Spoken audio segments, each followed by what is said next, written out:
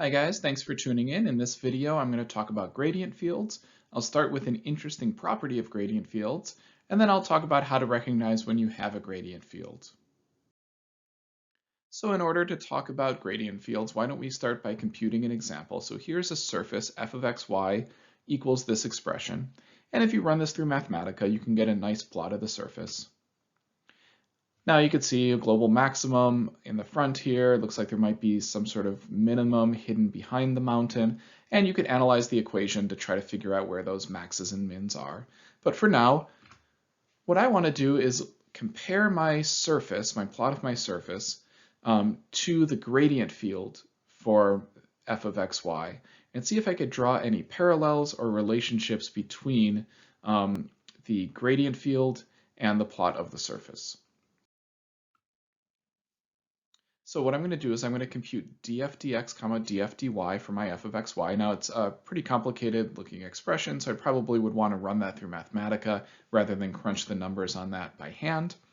And another interesting thing to think about is computing the net flow of our gradient field along some closed curve that I came up with, some elliptical path where t varies from 0 to 2 pi. Here's the equation of my ellipse. You'll see in a second why I picked the equation that I did. It looks nice when it's mapped onto the surface. But for now, here's our gradient field, and here's our closed curve. And the question is, what is the net flow of our gradient field along this closed curve? And if you think about it abstractly, if you just look at the vectors and the curve, it's not necessarily obvious what the answer to this question is. If you start trying to accumulate little pushes with or against as you traverse the curve, not necessarily an easy question to answer. On the other hand, if we start to look at this from a calculus perspective, if we set up our path integral, we start to see some interesting things happening. So we're going to compute the integral of field dot tangent. But back in lesson 4, we learned what field dot tangent evaluates to. That's the chain rule, right? I could write it in a slightly more familiar format for you. If I put df dx comma df dy here for the gradient, which is equivalent, and I dot that with the tangent vector, this is very reminiscent of what you guys learned back when you were in lesson 4. So I'm going to apply the 2D chain rule here. I know that gradient dot tangent is df dt. However, we also know the fundamental theorem of calculus. So the integral of df dt is going to be our function back again. A path integral in a gradient field is measuring our change in height. Let's see that happen. All right, so here's my same work from the previous slide, and I stopped right here, the integral of df dt.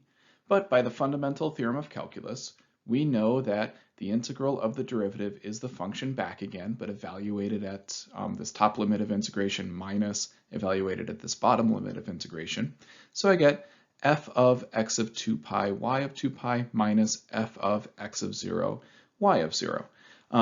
Now you can interpret this as your net change in height on your curve from your ending point minus from your starting point. And this is going to be true in general for a gradient field. The path integral along a gradient field is going to be your net change in altitude, your net change in f from your ending point minus from your starting point. Now for this particular example, you guys could figure out what that value is going to be because I purposefully picked a closed curve.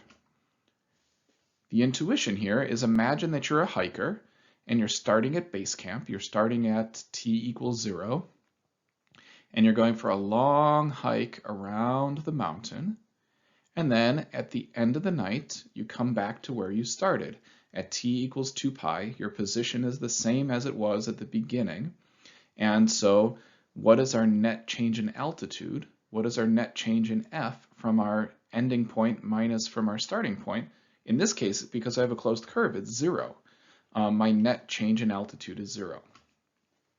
So just keep in mind, for a gradient field, a path integral will compute your net change in height on your surface from your ending point, between your ending point and your starting point. So for this particular case, because I've got a closed curve, my computation comes out to 0. The net flow of a gradient field along a closed curve is equal to 0, which is a really cool property of gradient fields. So let me phrase this in 3 equivalent but different sounding ways. So you could write it as when your vector field m comma n is a gradient field and c is a simple closed curve with a parameterization x of t, y of t, then the integral of field dot tangent is equal to 0. Or you could write this, in a more condensed form. The path integral for a closed curve C when we have a gradient field is equal to 0. Or, in plain English, which you're going to use a lot in your triad problems, the net flow of a gradient field along a simple closed curve is equal to 0. Now there is one caveat here. For this to work, it needs to be a certain type of gradient field. That is, a gradient field that has no singularities.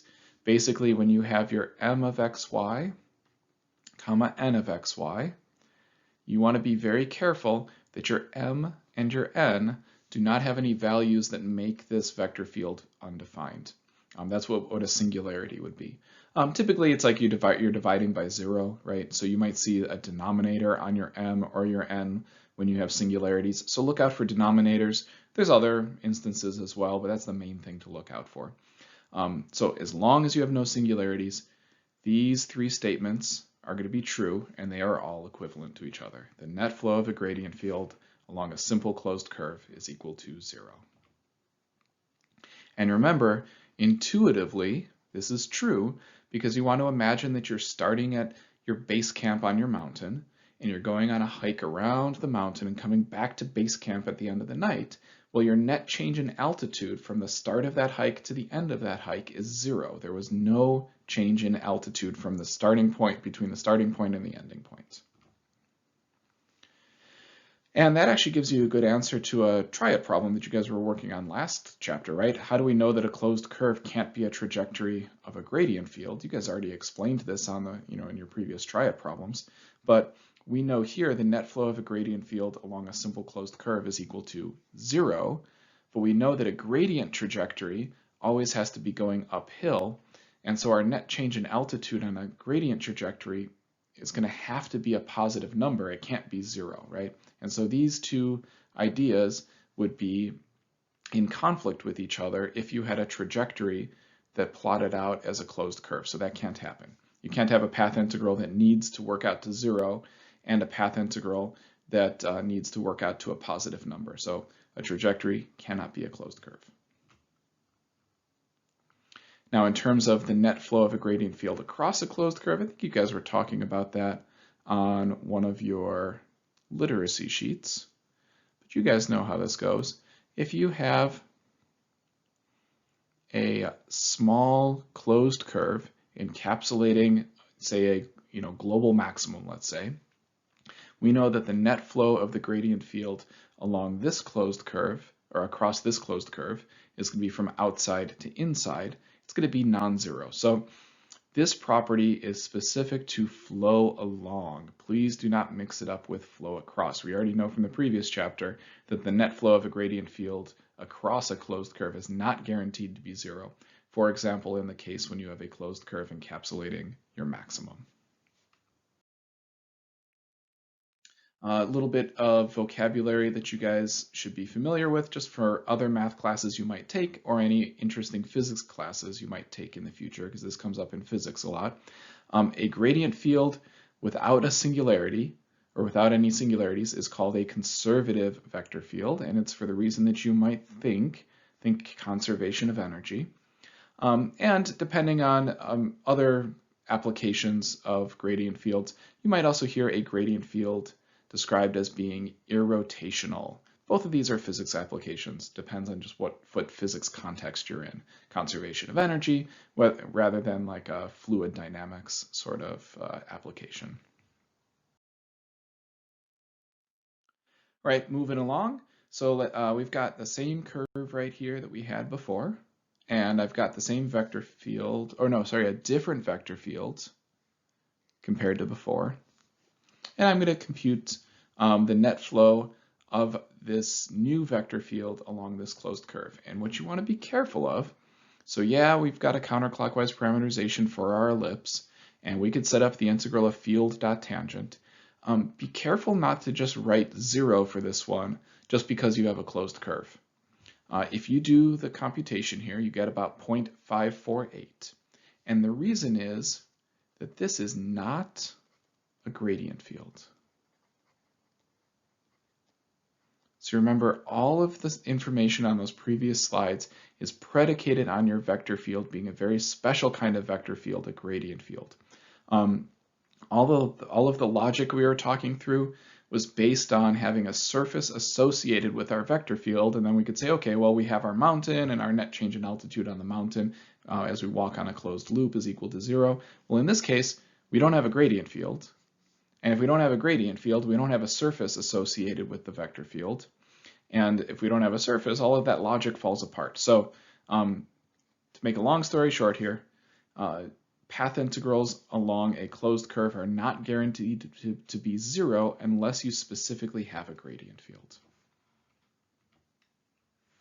In this case, the net flow of this vector field along this closed curve is counterclockwise.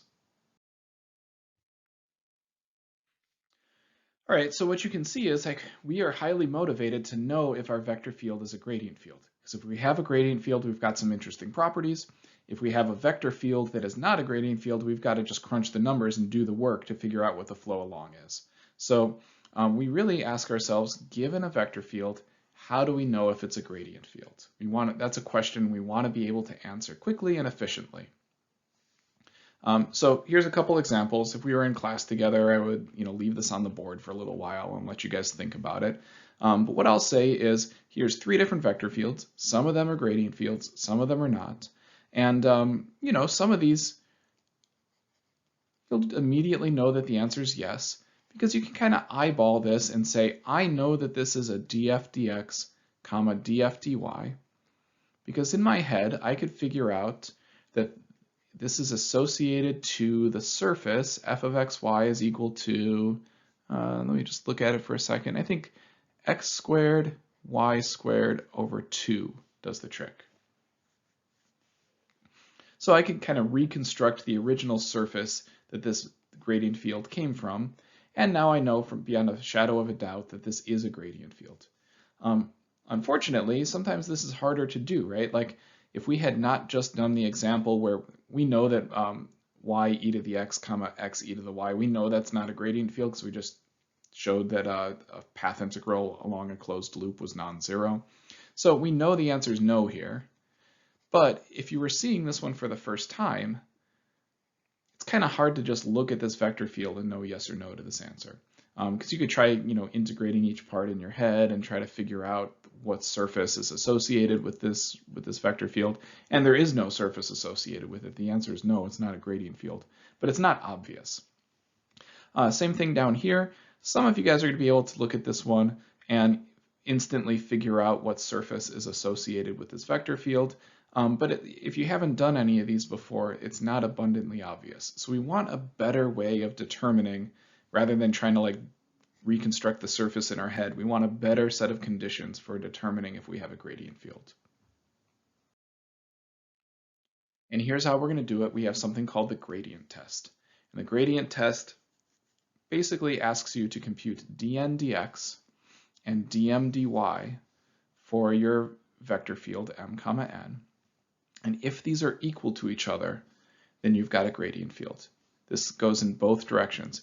If dn dx equals dm dy, we have a gradient field, and if we have a gradient field, then dn dx is going to equal dm dy. Now, I could prove this in one direction pretty easily. If our vector field is a gradient field, then we can write our vector field as df dx comma df dy for some surface f of xy, right?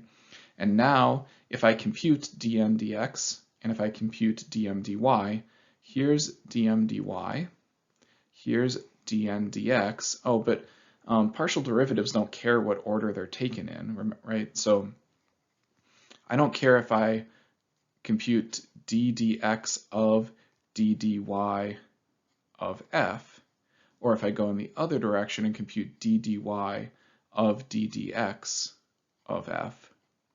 those are going to be equal to each other either way. Partial derivatives don't care what order they're taken in. And so that proves that dn dx equals dm dy. And so we've got part of this theorem. Proving it in the other direction is a little bit more work. It's something we could do in a later chapter once we've learned a little bit more groundwork, once we've laid a little more groundwork. All right, so in summary, our gradient test is if dn dx equals dm dy, you've got a gradient field. Now, if you want to enjoy the properties of having a gradient field, you also want to double check that you don't have any singularities, because knowing that you have a gradient field is not very interesting unless you have cool properties that go with it. And to get those interesting properties, we really want to make sure that our vector field has no singularities. In previous years, I even taught the gradient test as a two-part test. Check that dn dx equals dm dy, and check that the vector field has no singularities. That's a little bit of stretching the truth because the gradient test really does only have that first part, but this is kind of like an addendum to the gradient test. Like, also check this asterisk, because if you want to actually use your result for anything interesting, you need to make sure you have no singularities. All right, so let's try it again. At this point, it's very easy to classify these vector fields as yes, no, and yes. And the way you do it is, in each case, just compute dn dx and compute dm dy and ask yourself, are these equal? And if they are, you've got a gradient field, and if they aren't, then you don't. So let's do dn dx for this first one, and dm dy. This one would be dm dy to start with, because I just took the m out of that vector field. That would equal 2xy. And now let's compute dn dx, and that would equal 2xy as well. And since those are equal to each other, dm dy equals dn dx, yes, I've got a gradient field. Now you could do the same thing for these other two examples, and pretty quickly, you could see, look, dm dy is going to equal e to the x, dn dx is going to equal e to the y. Oh, e to the x and e to the y are different. I do not have a gradient field here. And then finally, for this last one, dm dy is equal to 0. Also, dn dx is equal to 0. For sure, I've got a gradient field here. Now you can kind of spot these, by the way. The absence of y's in this first term and the absence of x's in the second term is going to be a giveaway that you've got a gradient. It's automatically going to pass the gradient test because this first function is constant relative to taking the partial derivative with respect to y. The second component is constant relative to taking the partial derivative with respect to x. So this is guaranteed to pass the gradient test. You'll see examples like that later on in the course as well. All right, so now let's talk about going in the other direction. What if you start with your gradient field and you are asked to reconstruct the original function, a potential function that this gradient field arose from? Basically, given the gradient of f, find f. They call it a potential function, but that's really all it is if I give you the gradients, can you find the original function? Now, there's all sorts of ways of kind of eyeballing this and trying to do it in your head. I would caution you against that, just because it is very easy to make a mistake on these if you try to do everything in your head and not show any work. And so let's try to be a little bit more rigorous about our approach here. And what I'm going to say is, okay, we're trying to find an f such that df dx is equal to xy squared plus 2, from right here, and df dy is going to equal x squared y minus 1. So let's just treat this like a calculus problem, because it is a calculus problem, and see what we can do using integration. So I know that df dx is xy squared plus 2. And so if I want to try to reconstruct f from that, I would want to integrate with respect to x. So I'm going to take the integral of xy squared plus 2 with respect to x. And I'm going to get x squared y squared over 2 plus 2x. And then in your previous calculus course, you would have written plus c there. but now I'm writing plus phi of y. And the reason for that is think about how we are treating y's as constant relative to x's, right? That's what partial f with respect to x is, right? This df dx is the partial derivative of f with respect to x. This was a derivative that was taken that was treating y's as constant relative to x. And so here, this is our plus c, because from the perspective of this partial derivative df dx, basically, any terms that only involved y were constant relative to x. This is like our plus c. All right, so I'm well on my way to reconstructing my original function. I know I have x squared y squared over 2 plus 2x and then plus a phi of y. If I can figure out the value of that phi of y, I'm in pretty good shape. Now here's how you find it. I still haven't used all of the information in the problem. Namely, I have not used this df dy yet. And so the trick is to say, oh, you know what? I'm almost all the way done with finding f. I know that f equals this function plus phi of y. So now I can use my partially completed f and take its partial derivative with respect to y, get df dy. Now notice it's in blue here. This is the df dy that I get by differentiating my almost finished answer to the problem. I get x squared y plus phi prime of y. Now I have my other df dy that was given at the beginning of the problem. I can equate those, I can compare those, and I see, oh, look at this. I have that phi prime of y is equal to -1. If I equate these two expressions that need to be equivalent to each other, I get phi prime of y is equal to -1. Oh, and then now this is a calculus problem I could have done, back in my Calc VC class, right? If phi prime of y is equal to -1, then phi of y is equal to -y plus a constant, and I've got my final answer. Anyway, this is a really good technique. It'll work for you every time, and you're not going to make mistakes like you might make when you're doing these problems in your head. Now, a common question that I'll get is, wait, you, for some reason, were working with df dx and taking its integral with respect to x. What's so special about df dx? Couldn't you have taken df dy and integrated that with respect to y? And the answer is, of course, yes. So I'm going to show you the same steps here, but I'm not going to bring you through the algebra like I just did because it's the exact same technique, just starting with df dy. So if I take df dy, I can certainly integrate it with respect to y. The only notable difference is that here I don't have a phi of y anymore. I have a psi of x, because now I have a function with respect to x that is constant relative to this df dy that the original partial derivative came from. So same idea, it's just our analogy for plus c is now a psi of x. And you follow the same exact procedure, and you get the same answer. So I hope you enjoyed both of those techniques there. They both, you could really pick either one. I kind of get into the habit of just integrating df dx every single time, but you can always do the other one if you prefer just to do the calculation a little bit differently. Anyway, thanks so much for tuning in, guys. In my final video for this chapter, I'm going to talk about some more properties of gradient fields, namely path independence.